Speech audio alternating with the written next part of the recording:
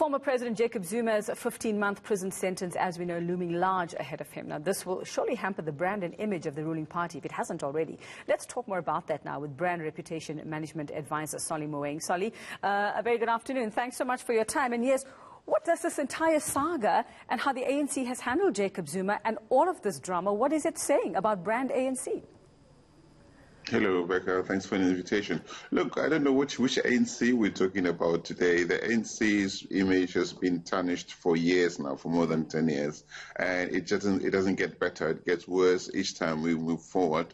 Now we're talking about two ANCs. There's one part of the ANC that is firmly behind Zuma, as we can see by the images and everything that is being said, and we have the other part of the ANC which is coalesced around President Ramaphosa. And I don't know which ANC you're asking me about. The one that's coalesced around Ramaphosa obviously seems to be trying to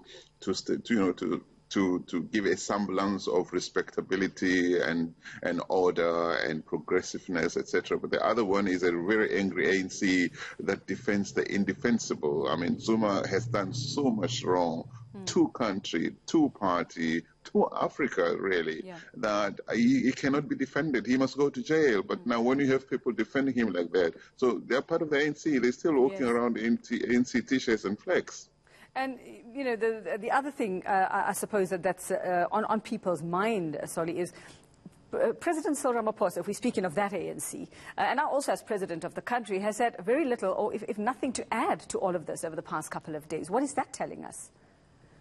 Well, it's bad leadership. That's what it is. And I'm glad that some of the people are saying will respect whatever decision he makes, which is good.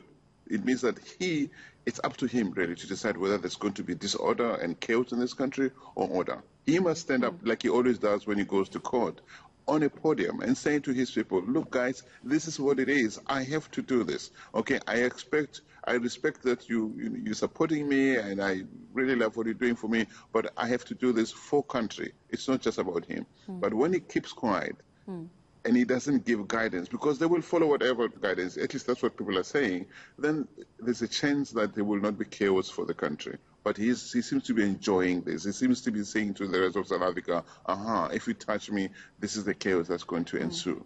And it doesn't help, if that is the message that he is sending out, it doesn't help that we know that Jacob Zuma, as a former president and ex-officio member as well, has been participating in ANC, NEC meetings, even while he was facing serious criminal charges, again leading you to think, what is it that he has on everybody else in this party that he is allowed this kind of leeway and allowed to even take this action that he's planning to now?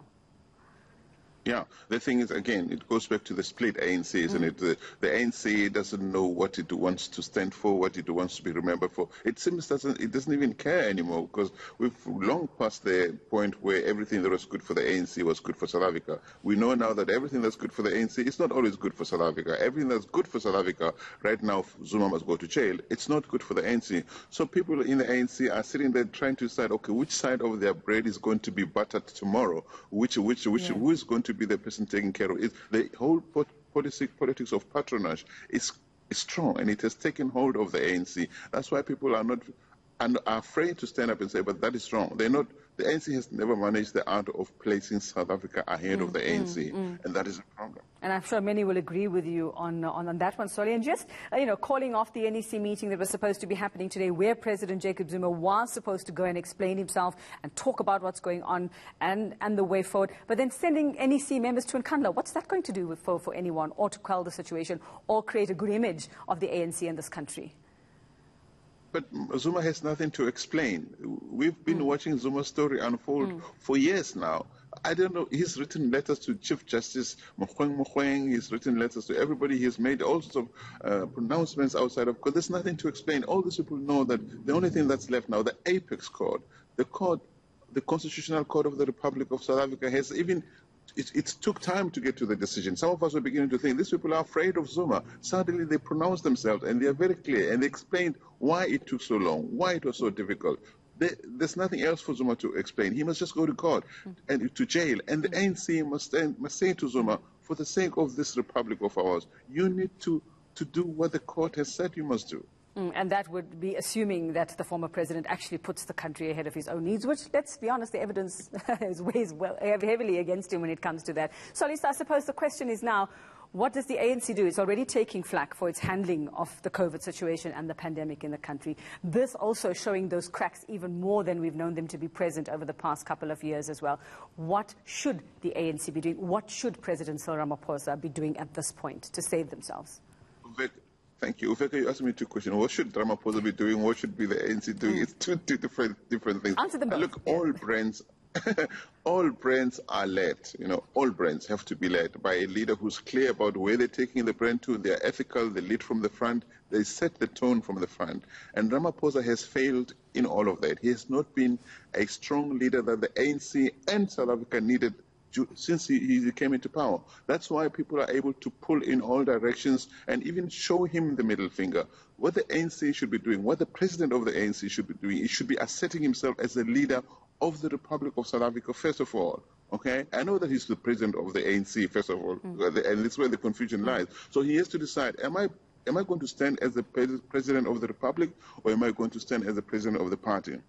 But if he wants to defend this republic, he must say to his party, enough is enough. We are hurting this country. We are damaging this country. We are damaging the prospects of recovery, of people trusting us to come and invest in this country. This has to stop. This is acceptable. This is not acceptable. And he's not doing that because he's probably worried about whether they're going to elect him again next year to lead the party. And that's a problem, you see.